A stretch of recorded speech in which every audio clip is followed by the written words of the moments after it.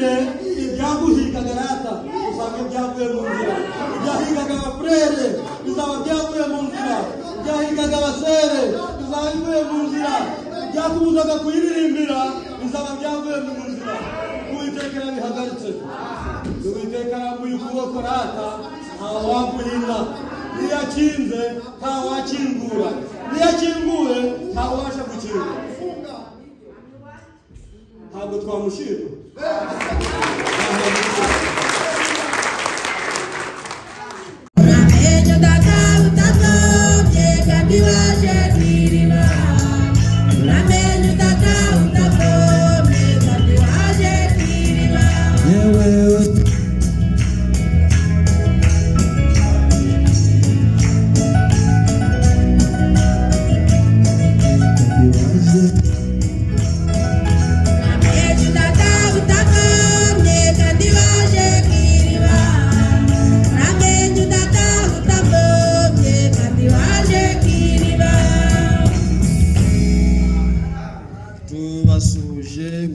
Yesu Kristo.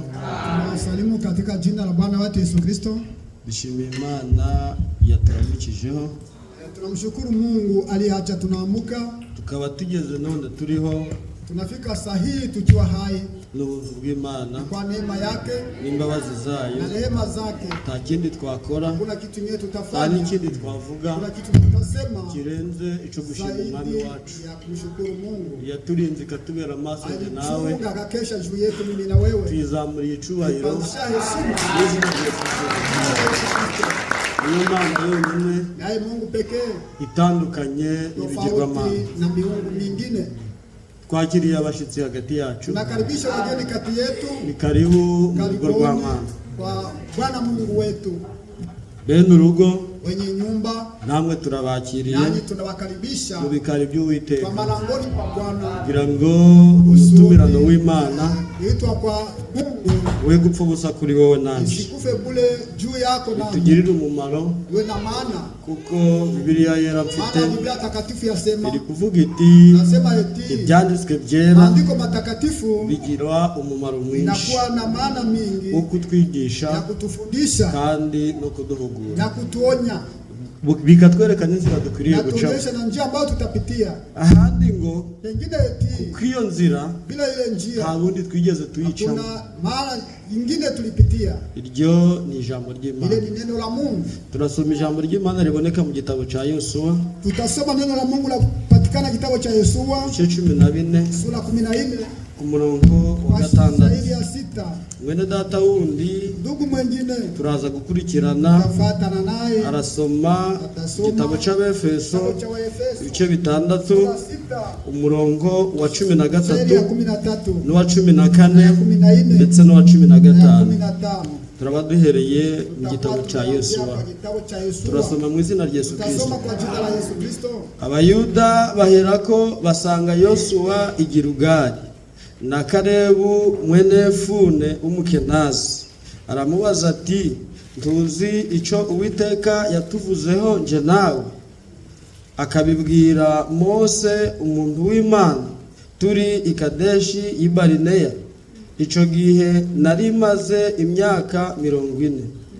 Twari turi i Kadeshi y'i Barineya. Twari turi i Kadeshi y'i Barineya. Mose umuntu w'Imana Mose umugaragu w'Uwiteka antuma kuja gutata igihugu. Bukeye ngarutse muhamiriza ibyo nari nabonye n'umutima utabesha. Ariko bene data twajanye bahisha imitima y'abantu ubwoba. Njeweho nomatanye n'Uwiteka Imana yanje rwose. Maze uwo munsi Mose ararahira ati ukuri igihugu wakandagiyemo kizaba gakondo yawe n'iy'abana bawe iteka ryose, kuko womatanye n'Uwiteka Imana yanje rwose. Nuko Kalebu arongera aravuga ati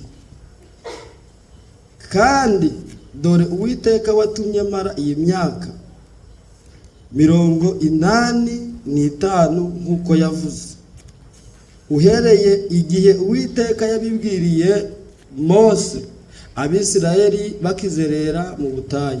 None dore uyu munsi nshikije imyaka 85, ubu ndacafite imbaraga kuko nari nzifite urya munsi Mose yanyoherejeho.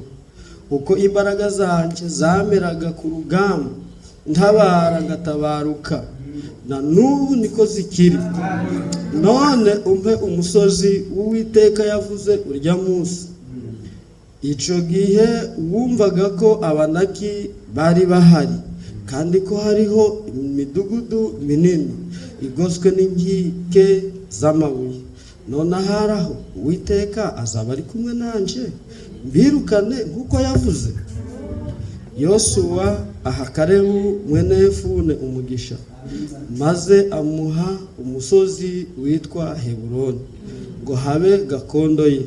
Nico catumye Heburoni haba gakondo ya Kalebu mwene Yefune w'umukenazi na bugingo n'ubu, kuko yomatanye n'Uwiteka Imana y'Abisirayeli rwose. Amen. Data wabonye igitabo cy'Abefeso arasoma turaca 6 umurongo wa 13 n'uwa 14 n'uwa 15. Turasoma mu izina ry'Umwami Yesu Kristo.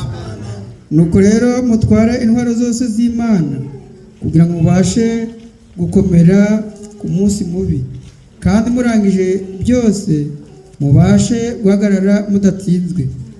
Muhagarare mushikamye mukenyeye ukuri, mwambaye ukiranuka nk'icyuma gikingira igituza. Amen. Manuka mu mwuka tukubone, kuko waduhaye isezerano. Manuka mu mwuka tukubone, kuko waduhaye isezerano. Manuka mu mwuka tukubone, kuko waduhaye isezerano. Manuka mu mwuka tukubone, kuko waduhaye isezerano. Manuka mubera tukubone, kuko waduhaye isezerano. Manuka mu mwuka tukubone, kuko waduhaye isezerano. Manuka mu ijambo tukubone, kuko waduhaye isezerano. Manuka mu mwuka tukubone, kuko waduhaye isezerano. Mwene Data Venuste arayobora isengesho. Data twese uri mu ijuru, uri Imana nyamana, nge n'abera bawe tugukomeye amashyi.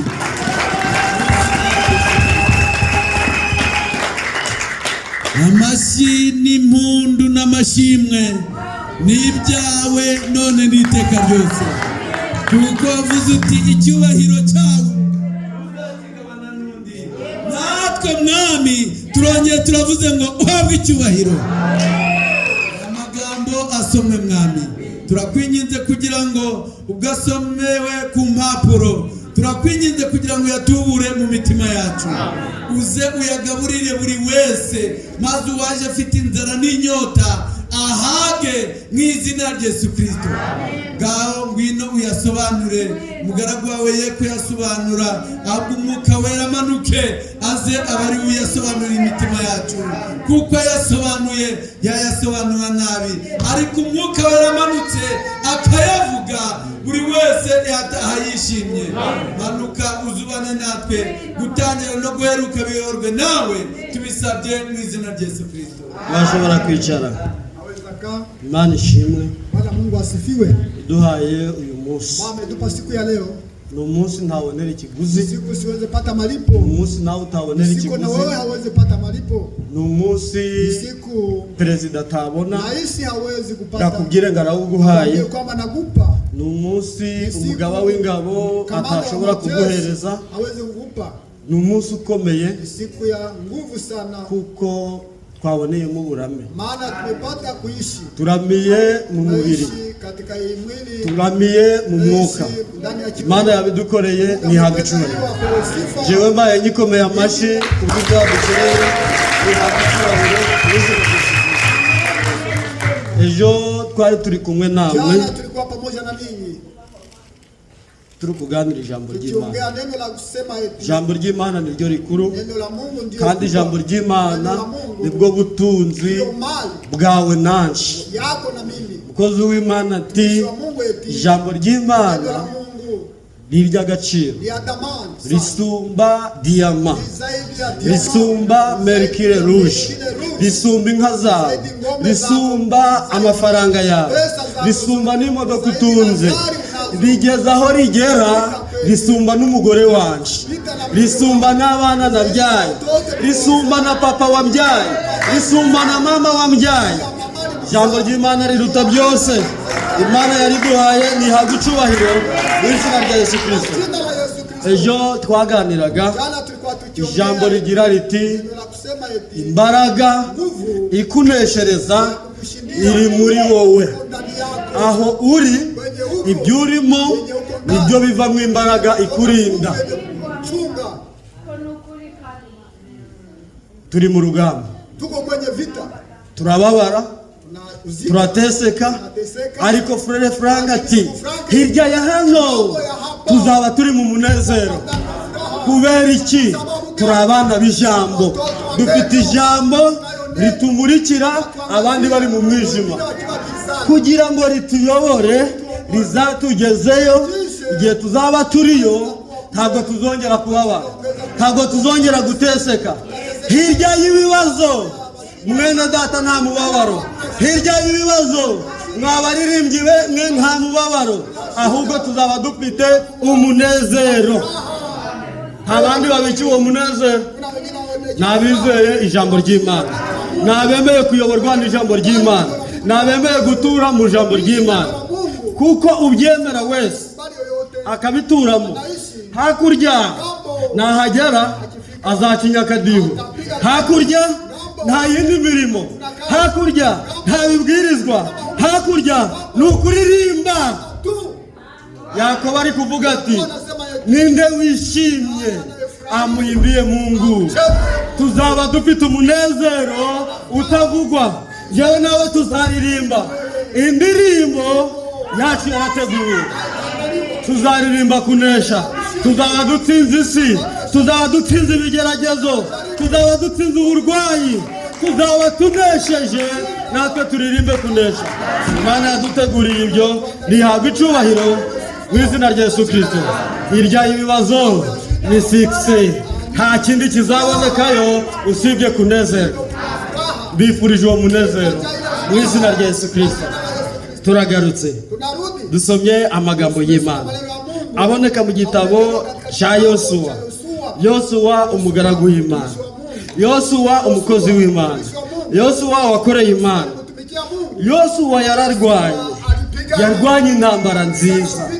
Icyampa nawe wateranye kuri uyu munsi, jewe nawe tukarwana intambara nziza. Pigana vita nzuri. Yosuwa ageze mu banzi Fika katika mahali. babaye benshi, Walikuwa wengi. urugamba rukomeye, Vita ikiwa nguvu. kuko yari umukozi w'Imana, ukora nta buryarya, ukora nta rwangano, ukora atinya Imana, ukora yubaha ijambo.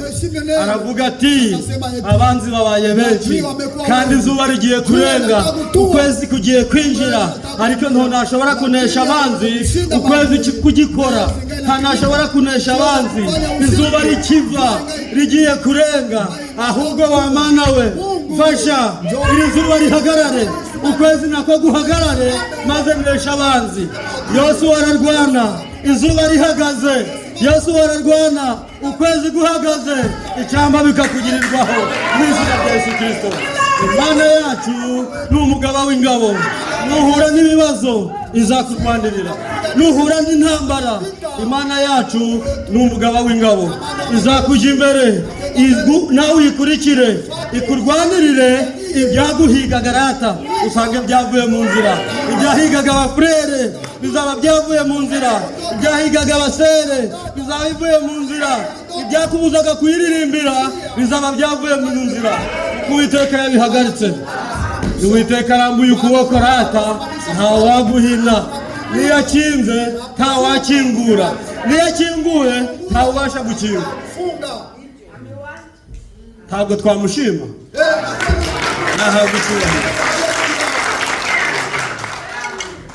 Imana yacu Mungu wetu apewe sifa. irakomeye. Ni nguvu sana.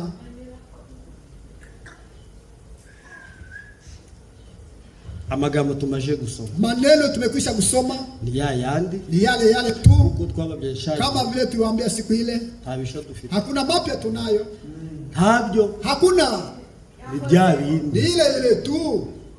Abisirayeli, Wana wa Israeli, kugira ngo Yeriko kusudi Yeriko ipate kuanguka, ni kuzunguka tu. Walizunguka, kwaje kuzenguruka, tumekwisha kuzunguka, kwaje kuzenguruka, tumekwisha kuzunguka.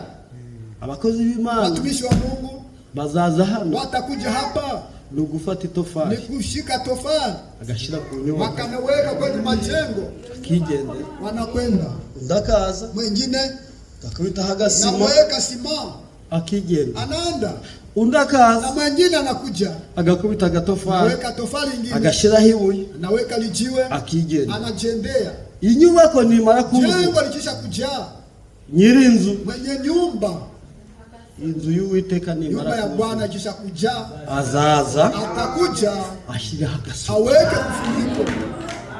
inzu zagashira, Si mimi nitaweka, ntabwo ari Didasi, Didasi, ntabwo ari Obedi, Obedi, ntabwo ari Inyasi, si Nyasi, ntabwo ari John, sio John, ntabwo ari Dusabe, sio Dusaba, ahubwo nyiri inyubako, mwenye nyumba, wa undi watangije umurimo, anaanzisha kazi yatangije umurimo mwiza muri nzuri ndani hagati yacu, yetu, irawuhagarariye simamia, kandi ntiyizawusoza. pia ni ataikomesha.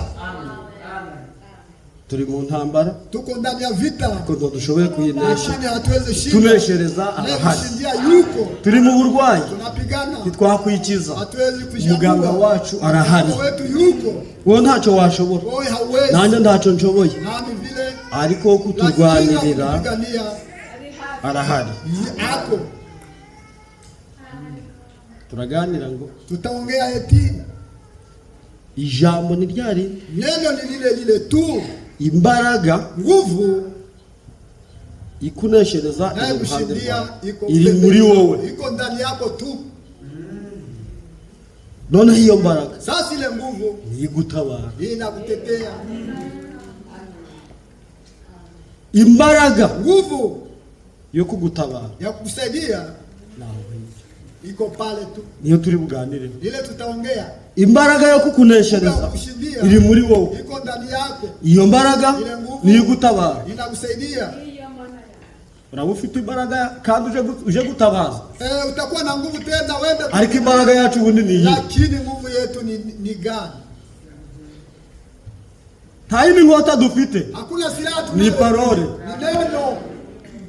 Hubwo Bibiliya yo iri kuvuga ko hayo inasema eti risumba inkota, zaidi ya upanga, k'inkota maana upanga ishobora kugira ubugi uruhande inaweza rumwe, kuwa na makali, ariko yo lakini hayo rifite amugi inakuwa na makali impande zose, pande zote, hano hapa hano hapa hano hapa, hano, hapa, bigahinguranya yote ikagera no mishokoro. inapenya kwenye mifuko. Niba watonganye n'umugore wawe, Kama ulizozana na mkeo jide wakaba atabizi, ajui, yagera hano fika hapa agasoma anasoma, akatubwira ati, anatuambia eti bagabo wanaume mukunda abagore mpende banyu wake wenu, kuko badahwanije nawe maana si kama nini gukomera uwa nguvu. n'inzabya zoroshe.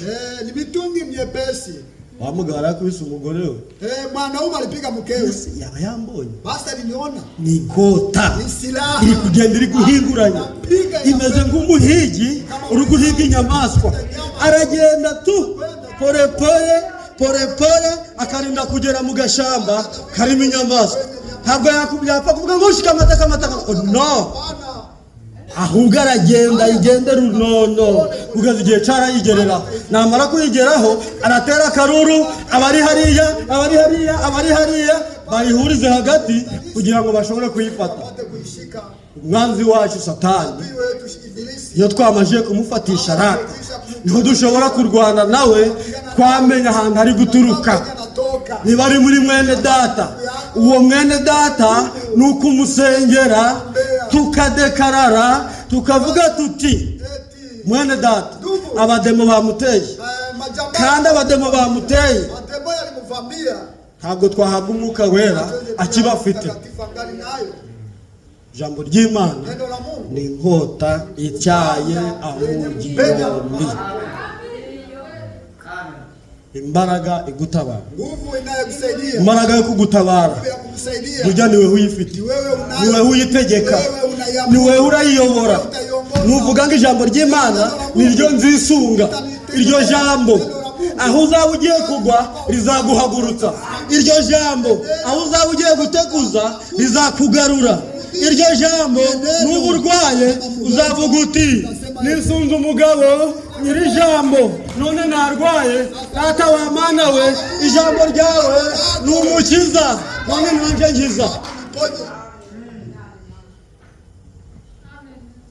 Imbaraga igutabara, Nguvu inayokutetea niyo turi buganire. nayo tunayo, tutaiongea hapo. Frère Frank ari kuvuga ati Ndugu Frank asema eti umuntu wese mtu yoyote ukeneye gutabarwa anahitaji kusaidiwa, bisabye ngo mu mutima we rudi moyoni, ye kugira uburyarya, asiwe na ujanja, abo umuntu ufite awe mtu umutima umenetse, mwenye moyo kugira ngo imbaraga iramutabara kusaidia. yuririre ku mbaraga afite, ashaka Imana.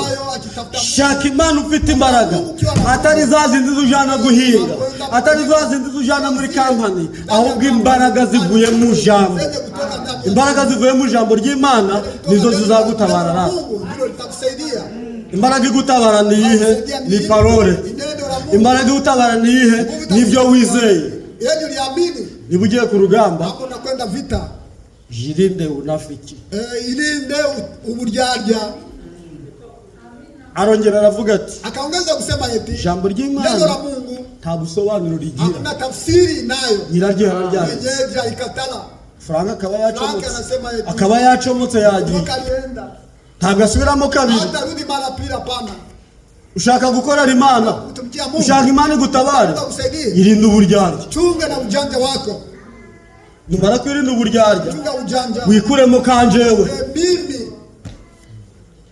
Paulo ati Paulo eti mbese ni iki ufite kitu gani unacho cyo wigejejeho? ambacho ulijifikisha Ni iki wihaye cyo utahawe? wewe mwenyewe ambao Ibyo hakupewa dufite byose wabiduhaye ni Uwiteka, izina rye nirihabwa icyubahiro.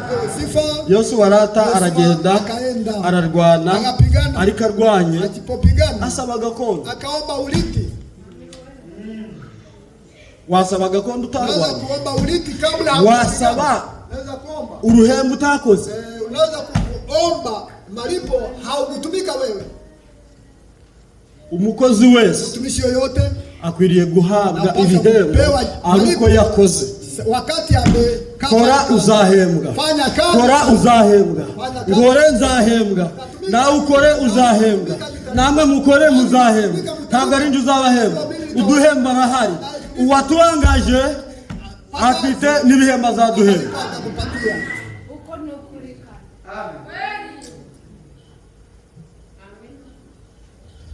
Aragenda ati Akaenda bene data twari turi ndugu, kumwe, tulikuwa pamoja, bahishije imitima y'abantu, wao waliogopesha watu, babateza ubwoba. wakawaletea Ariko njyewe kuko narinze uburebure bw'Imana, nayihamirije n'umutima utagira uburyarya, utabesha.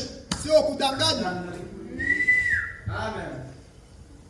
Hamiriza ibyo wabonye, Shuhudia yale hamiriza ibyo uzi ko ari ukuri, naho ibyo utazi ko ari ukuri unaona ubikure mu mutima wawe, kugira ngo utagibwaho n'urubanza. uweko na laana. Imbaraga igutabara Nguvu ya kukusaidia ni ukuvuga ukuri. kusema kweli. Imbaraga igutabara Nguvu itakusaidia ni urukundo. upendo, Imbaraga igutabara kusaidia ni ukwirinda amahane.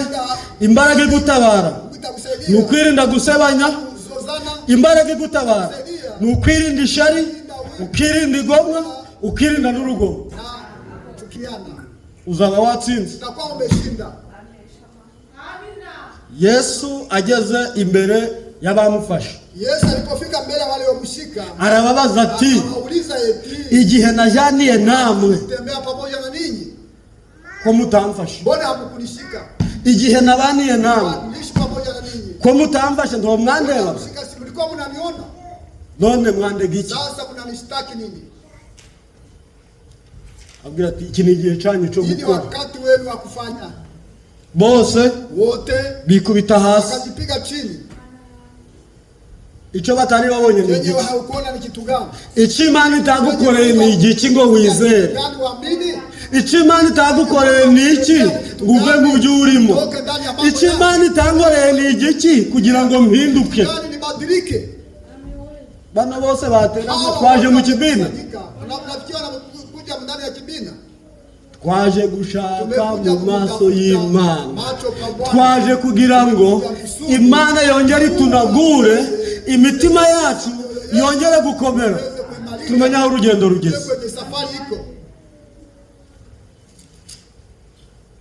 Ahandi tumaze gusoma Pale ambapo tumekwisha kusoma mu gitabo cy'Abefeso, ndani ya kitabu cha Waefeso ibice 6, sura 6. Abefeso Waefeso ibice 6 sura 6 ku murongo wa 13.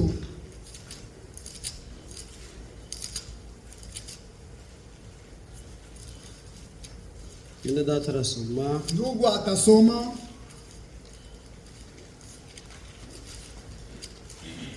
turukuganira ngo Tunaongea imbaraga igutabara. nguvu ya kukusaidia. Nuko rero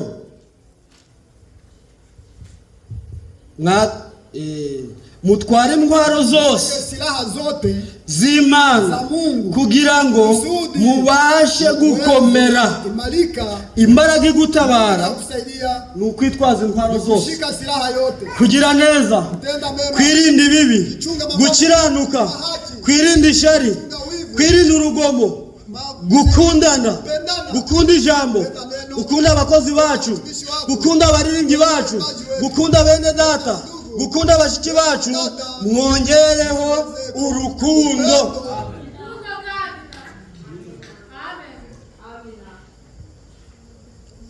Ku munsi mubi kugira ngo mubashe gukomera, ku munsi mubi kandi murangije byose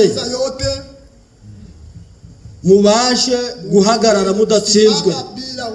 Imbaraga igutabara nurangiza byose, kuko uzaba uyifite uzahagarara, nta uzakureka, nta rubanza rukurega, nta nubwo uzatsindwa.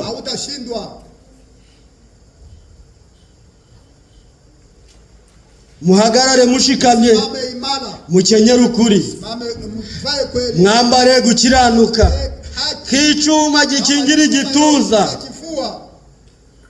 mukwese inkweto arizo butumwa bwiza bw'amahoro mubiteguza, kandi kigeretse kuri ibyo byose mutware kwizera nk'ingabo, ariko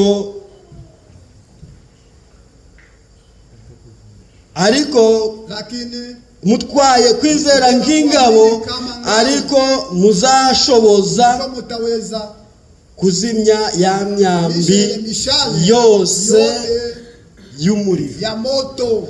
Twara kwizera kwawe, ugenda uzi ko ari ingabo ikugaragiye. Twara kwizera kwawe udafite uburiganya mu mutima wawe. Nawe we kuririmba ngo ndi umwizera, ariko uri umuriganya, uri indyarya. Ejo twarababwiye ngo ntabwo kwambara amakoti harimo agakiza, gufata Bibiliya ntabwo harimo agakiza, ahubwo agakiza ni ugutwara intwaro zose z'Imana yemera, ari ryo jambo ry'Imana. Abaritwaye rata tuzatsinda, abatwaye intwaro z'umwuka tuzanesha imyambi y'umubi, abatwaye gukiranuka nta cyaha kizabareza. Murabyemeye? Mbifurije gutwara gukiranuka, mbifuje kwambara agakiza kababera ingofero. Umuntu uzakurebaho wese, wowe kuririmba ngo narakijijwe, umuntu nakureba ari ku kilometero akubonemo agakiza, nagera iwawe akubonemo agakiza, kuko iyo akuneshereje irahari. Azavuga ati Imana yakoreye uriya, nanjye ndayishaka. Azashaka Imana, azayishaka. Imana nireba igitsika kiri mu mutima we, izamuhamagara kuko nawe yaguhamagaye, izamuhamagara kuko yampamagaye, izamuhamagara kuko yahamagaye Aburahamu. Aburahamu, va mu gihugu cyanyu, nakurebye nakwitegereje, urashaka kumenya Imana. Ewe Aburahamu, sohoka va mu gihugu cyanyu usiga ishanga ryanyu n'inzu ya so. Uzi ibyo ugiye gukora? Giye kukujana, giye kukwereka igihugu urajamo. Siga igihugu cyanyu, siga ishanga ryanyu, ugenda aho ndabikwereke. Kubera iki? Imana yari yamubonye ko ari kwishaka. Natuzakureba ari hakurya, azakubonemo agakiza. Twara agakiza kaba ingofero, we kwambaragaho k'intama, ariko mu mutima wawe urugusibana, ntacyo byamara. Wisenga ufite umujinya, wisenga ufite uburakari, wisenga uri kuvuga ngo nintaje baragira ngo iki, urugupoteza. Wiza hano kuko wabuze icyo ukora, wintu uri gushaka Imana n'umutima wawe wose, umutima utabesha. Ibiguhisha ubwoba, bya bindi bigutitiza, bibwire ngo uwo ndi gushaka ni umucunguzi. Yobu aravuga ati, ibi byose nubwo byashira, umubiri wanjye ukabora, ku iherezo zareba umucunguzi. Icyampa bateranye tukaririmba iyo ndirimbo ngo niyo twateseka, niyo twababara, ariko ku iherezo tuzareba umucunguzi wacu. Ntabwo tuzatira amaso. Yubu ntabwo yavuze ngo azayatira, ahubwo yaravuze ati nzareba umucunguzi wanje, nzamureba n'amaso yanje, ntabwo nzamureba n'amaso y'undi. Amaso yacu azamureba, amatwi yawe azumva ibyo avuga. Muzicarana, uzamureba mu maso, uvuga utuye ni Senyeri batubwirizaga, none ndamwiboneye. Ufatanye nanje uwo munezero, tumushake w'icyitwa none, ataduha imbaraga. Bene data twajanye bahisha imitima y'abantu ubwoba, ariko njyewe Yosuwa nahumatanye n'Uwiteka Imana yanjye rwose. Imbaraga nari mfite cya gihe ndacyazifite kugeza none, kugeza igihe umwami azagarukira. Bene data mbifurije izo mbaraga, bashiki banze mbifurije izo mbaraga, abaririmbyi mbifurije izo mbaraga, mu izina rya Yesu Kristo. Muhabwe imbaraga yo kuvuga ukuri ndetse no kuguhamya, atari kugira ibikurangaza. Yesu umwami wacu araje bidatinze. Muhagarare mushikamye, mukwezi inkweto, mukenyeye ukuri, mwambaye gukiranuka. Twambare gukiranuka. Amahanga yose azatureba avuga ati, buriya ni ubwoko butavumika, bariya ni abanyamahirwe. Aha umugisha n'Uwiteka, iyaduhaye umugisha ni Imana yo kwizerwa, kandi izatujyana mu bwami bwayo. Nihabwe icyubahiro mu izina rya Yesu Kristo.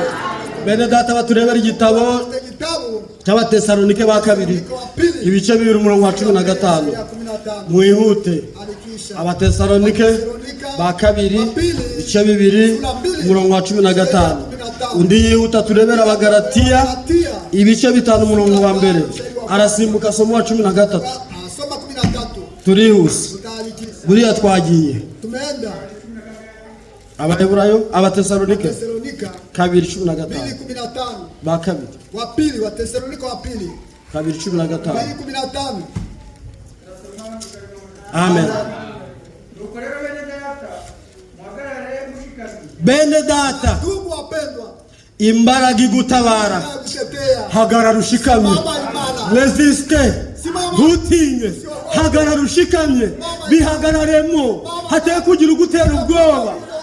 Nuko rero bene data, muhagarare mushikamye. Murahagaze? Mwe guhagarara muregeye, muhagarare mushikamye. Dufite Imana, Imana yacu iratabara, Imana yacu yaranesheje. Ibyo byufite bikuremereye, hagarara ushikamye. Avance.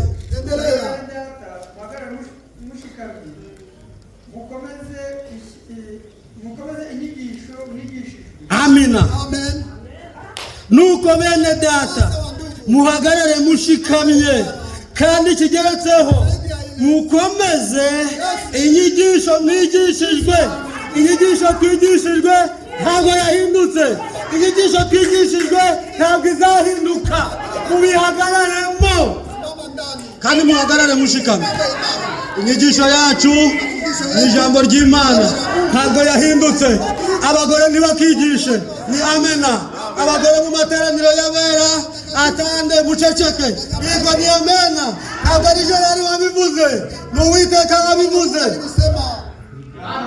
Ntabwo ko umugore yigisha cyangwa ko ategeka umugabo. Abasore ngo ni amena. Ijambo ry'Imana Neno la Mungu ni umuhamya. ni ushuhuda. Ubuhamya bwawe bwose Ushuhuda wako wote bazarambura. watafungua kitabu. Wakundaga umugore wawe, Ulikuwa unapenda mke wako?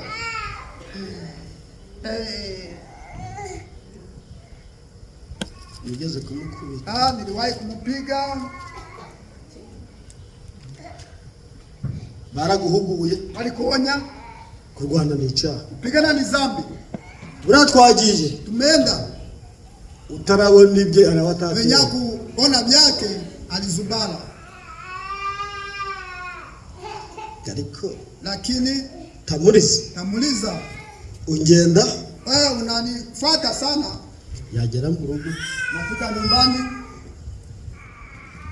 wagiye kubwira abadiyakoni guca. nenda kuambia washemasi je?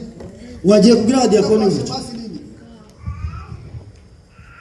Uretse Ngoya. ndagukubita noneho ndagukura bene. Nakupiga sasa leo nitakuongola mimi. Kamubaza Wacha nikuulize. imani zarivuga. Mungu ataangalia. Imani na mwana Mungu ataangalia. uzamukubite Upige. ukure mama na ngimbe Weka zose. mbele yote Ni mbele. mujamu Weka ndani ya harusi. agase Anacheka. uzamu.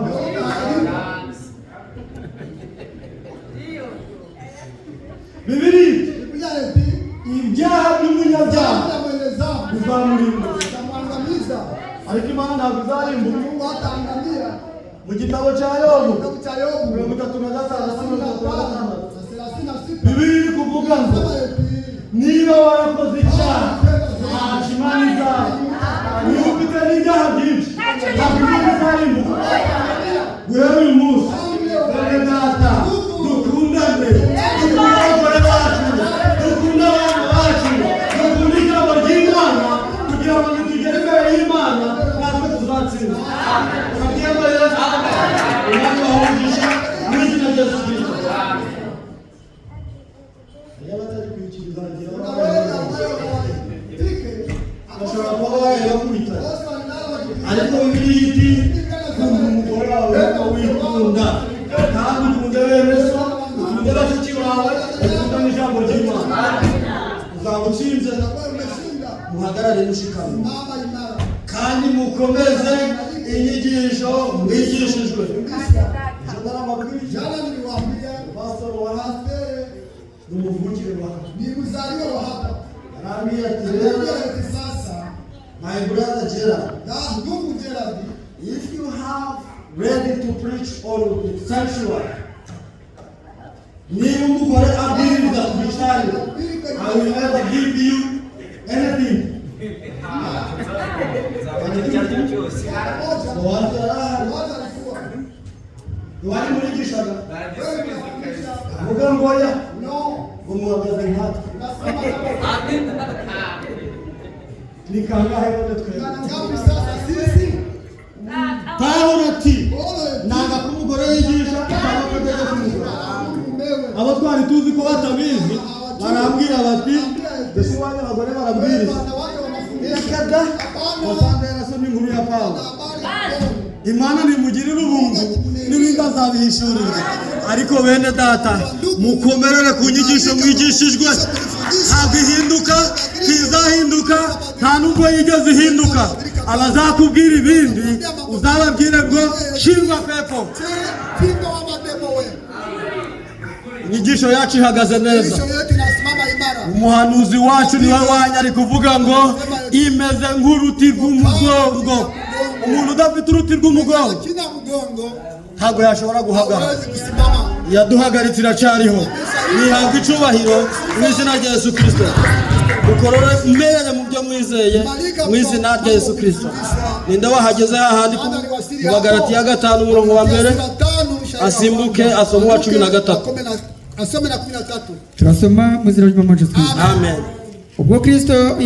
Ubwo Kristo yatubaturiye kuba ab'umudendezo. Ubwo Yesu Kristo yatubatuye Ndoa katika utumwa. twari turimbata, lakini tumewekwa huru. Kubera iki? Kubw'amaraso ya Yesu Kristo. Kubera iki? Kubw'ijambo twahawe. Ntabwo twari turizi, twari turi abanyamahanga, ngo twari tumeze nk'igiti cy'ingurukizi cyaguye mu giti cy'umwimerere, ariko umwami wacu aratumenya, none ko twabatuwe. Komeza. Nuko muhagarare mushikamye, mutacyongera kubohwa n'ububata. Twarabatuwe, ahasigaye buri muntu ku giti cye. Ntabwo nzafatanya nawe, ntabwo nzafatanya na Ntwarite, no, oya, buri muntu ku giti cye, kuko twabatuwe, twavanye mu bubata. Duhagarare dushikamye, twe kongera kubohwa. Gira abadayimoni ngo muze kure, gira abademo ngo mundeke. Nakurikiye umwami Yesu kandi azanjorera, azangeza muri Aregoma. Ntabwo twakurikiye abantu, twakurikiye parole. Aho parole izagwa naho nanjye ndi, aho ijambo riri naho, ariko aho ritari nzababwira ngo bayi. Twasize amadini tuyareba, twavuye tudatenzwe. Imana iduhamagaye turumva, tumenya ijambo ry'ukuri. Yari duhaye nihabwa icubahiro mu izina rya Yesu Kristo. Simbuka usoma wa 13 frere wanjye. Abagalatiya 5:13. Bene data muhagarare bene data mwahamagariwe umudendezo, ariko umudendezo wanyu ntimukawugire urwitwazo rwo gukurikiza ibya kamere. Bene data twahamagariwe umudendezo, we kuvuga ngo narabohowe gusa, urabiririmba gusa, ni mavagani, bifite ihe uhe mu mama. Narahamagawe, icara, narahamagawe, nikorere ibyo nshaka, nikore, urazubaye urasigaye. Twarahamagawe, twarabatuwe, twahawe umudendezo, ariko umudendezo twahawe wo kugendera mu ijambo ry'Imana gusa. Ntabwo twahawe umudendezo wo gukora ibyo twishakiye, ahubwo umudendezo twahawe twavuye muri ya mategeko y'umubiri, tuyobowe n'amategeko y'Umwuka Wera. Itegeko ryacu ni ijambo ry'Imana. Abazemera ijambo, ejo bundi twaravuganye turababwira tuti abazemera ijambo ry'Imana, Frère Frank yabivuganye n'Imana, iramubwira iti icuvuze. Yaravuze ngo abazemera ibyo abwiriza, Imana izamwemerere, izabajane mu zamuro. Yasinziriye, Imana yarabimwemereye. Nawe niwemera ijambo ry'Imana, nta kabuza uzazamuka. Soma uwo murongo. Nuko bene data mwahamagariwe umudendezo, ariko umudendezo wanyu ntimukawugire urwitwazo rwo gukurikiza ibya kamere, ahubwo mukawugira urwitwazo wo gukurikiza ibya kamere. Komeza. Ahubwo mukomerane mu rukundo. Mukomerane mu rukundo. Waye kuvuga ngo narabatuwe, nyuma yaho mugenzi wawe nakugeraho, mwene siko nakugeraho, utangire guhekenya meno. Ikangubwiza ukuri, acha niambie kweli, uzayahekenya, uzayamara mu kanwa, utarakizwa, ntabwo uzaja mu ijuru, utaenda mbinguni. Uzaterana, utakusanyika, kuza hano, kuja hapa, utari gushaka Imana kutafuta Mungu ikunagura, apate kukurekebisha. Uzasubira yuko waje, uzaza wapashije ikoti, tuzabona uboneje, uzaba wambaye karuvati, uzaba wambaye n'inkweto, uzaba ufite Bibiliya nziza, uzavuga ijambo ryumvikana, ariko niba udashaka umwami, utarudi vile ulivyo kuja.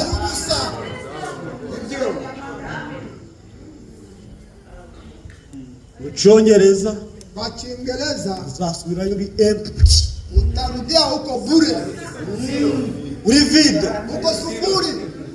Araririmba, urabyina, urahimbaza, ariko muri wowe Lakini ndani yako tono vide. uko zero. Waje gukora iki? Utafanya nini? Gwinu uzi kuje gushaka Imana. Jiona mtaka katika Mungu. Udafite urukundo we kuvuga ngo ufite umudendezo. Ufite umudendezo ariko nkunda bene data. Ufite umudendezo ariko nkunda ijambo ry'Imana. Ufite umudendezo ariko nkunda abashiki banje. Ufite umudendezo kuko mfite urukundo. Nta muntu uzakureka. Kuna mtu takushtaki. Ariko niba ntara Lakini kama hakuna uzuye muri wowe ishari, urugomo, umujinya, zozana bure, zaja mu ijuru. nenda mbinguni Ya muyomba wawe. ya myomba wako. Ijuru nukurikorera n'ubuzima bwawe ukabushira mu kaga kugira ngo uzaje mu ijuru. Aho gufatana mu shati na Didasi. Ayi, Didasi abafite na miliyoni akayigu ntuzaje mu ijuru. Utaingia mbinguni. Bimaze iki? Inakufalia nini? Dusomere Abafilipi Tusomee kitabu cha Wafilipi igice kimwe sura 1 umurongo wa 27. shairi ya 27. Tubabadire turi hafi gusoza. turasoma mu izina ry'Umwami wacu Kristo. Amen. Amen. Icyakora ingeso zanyu zimera nk'uko bikwiriye ubutumwa bwiza bwa Ingeso Kristo. zacu Zetu dufite ubutumwa. tunayo Ubutumwa bwiza. ujumbe. Turabufite. Tunayo. Ni bande bazi ko tubufite. Wanayo wanajua kwamba tuna ujumbe. Hari icyo tugomba gukora. Na kitu tutafanya. Soma. Icyakora ingeso zanyu zimere nk'uko bikwiriye ubutumwa bwiza. Ingeso zacu Zenu. zimere nk'uko bikwiriye ubutumwa bwiza twakiriye. Ubutumwa bwiza twakiriye bugende buri gutanga inyuma yacu. Aho turi kunyura ubutumwa bwiza, aho tugeze ubutumwa bwiza, aho duhagaze tubuhagararemo, aho turi kuvuga tubivuge burimo. Twe kugira urukundo rw'urumamo. Ni bande bakeneye urukundo. Tukubona ari twese. Imana iruduhe mu izina rya Yesu Kristo. Soma uwo murongo. Soma ile shahili.